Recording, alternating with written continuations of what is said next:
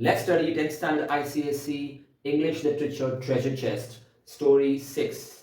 In the textbook, it's Story 11, with the Photographer by Stephen Leacock. It's a small and hilarious story, but with a serious message in the end.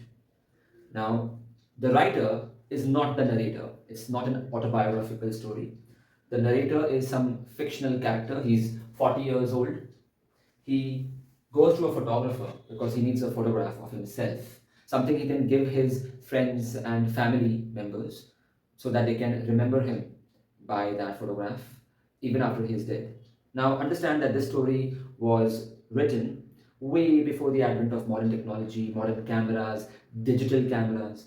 So, at that time, the cameras were these bulky equipment with a black cloth on it. And then to develop that photograph, it would take days of chemical treatment, something we might not be able to relate to, but the theme of body shaming, insecurity can be related to.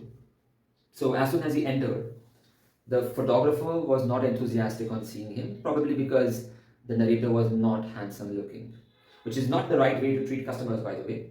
Then the photographer went in for an hour. So the narrator read several magazines in the meanwhile, and he sarcastically said that he felt guilty for having interrupted the photographer's private time. Maybe he was a natural scientist doing some scientific research. So there's a lot of sarcasm in the story. It's very subtle, and we need to read between the lines to understand the humor being used in the story. When the photographer came back, he arranged the lighting. There was a cotton sheet on a frosted glass, so he was adjusting the amount of light falling on the subject. Then, when he saw the face through the camera, he immediately reacted saying that your face is too wrong. On his face, bluntly, he's calling his face wrong. Talk about political correctness. If somebody would speak like this today, he or she would get cancelled. He expressed that if the face was just three-fourths full, losing all the fat, it would look better.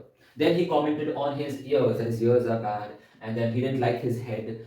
Instead of doing his job, he was expressing his personal opinion on the narrator's looks. And the narrator was pricked. He tried to be cool about it, but after some time, he just lost it.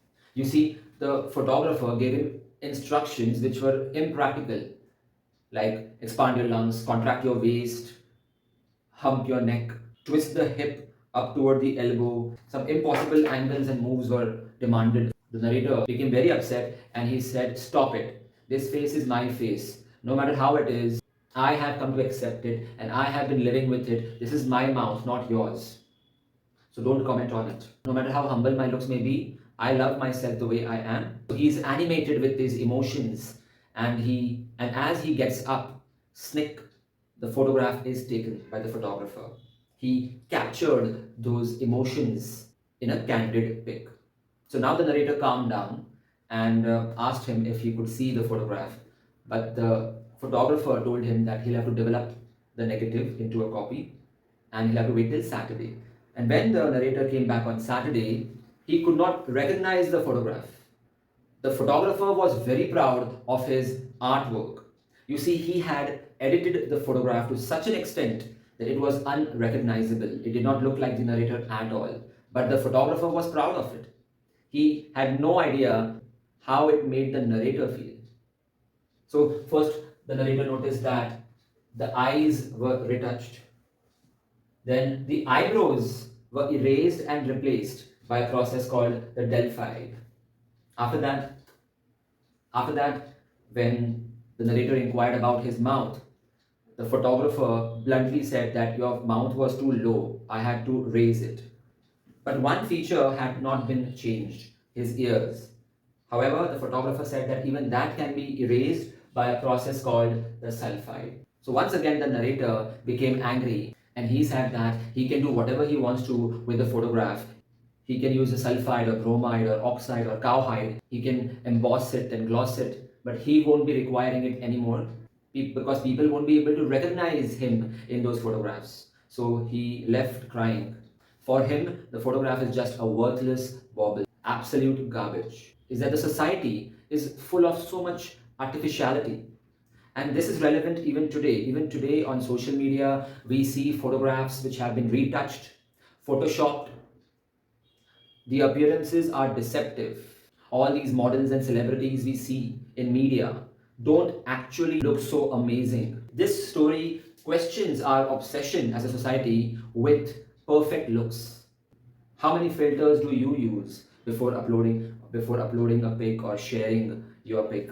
Can you be gracious enough to accept yourself the way you are naturally and have such high self-esteem that people's comments don't affect you because you are more than your looks. You are your intelligence, your emotions, your skills. Hi students, this is AJ sir. If you found this video useful, press the like button. Also, if you'd like to enroll for my test series or online lectures, email me or message me on Instagram. Check my description for more information.